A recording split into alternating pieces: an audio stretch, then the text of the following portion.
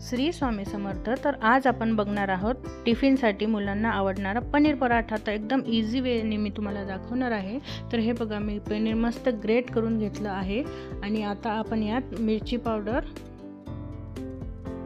मग टाकणार आहोत हळदी, मग आपण थोडंसं टेस्टनुसार आपण मीठ टाकणार आहोत आणि नंतर धनिया पावडर टाकू। नंतर आपण छान अशी कोथिंबीर पेरूयात। आता छोटासा कणकेचा उंडा घेऊन आपण त्याला छान अशी वाटी तयार करून घेऊयात आणि त्यात आपण केलेलं पनीरचं स्टफिंग भरून घेऊयात। छान असं अंगठ्याच्या साहाय्याने आपण त्याला पॅक करून घेऊया। या प्रकारे छान असं सर्व बाजूनी पॅक केल्यानंतर छान अशी आपण पोळी किंवा पराठा लाटून घेऊया। पराठा लाटताना एकदम अलगद हाताने लाटावा, म्हणजे तो फाटणार नाही।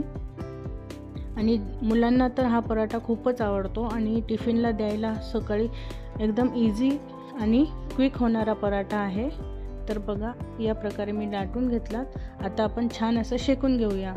तर बघा, पराठा शेकायसाठी रेडी आहे। तर छान असा आपण पराठा दोन्ही बाजूने शेकून घेऊया। थोडंसं बबल्स आल्यावर आपण पलटी करून घेऊया। आता त्यावर आपण तेल किंवा तूप, तुम्हाला जे आवडेल तुम्ही टाकू शकता। हे बघा किती छान असा फुगला आहे टम्म।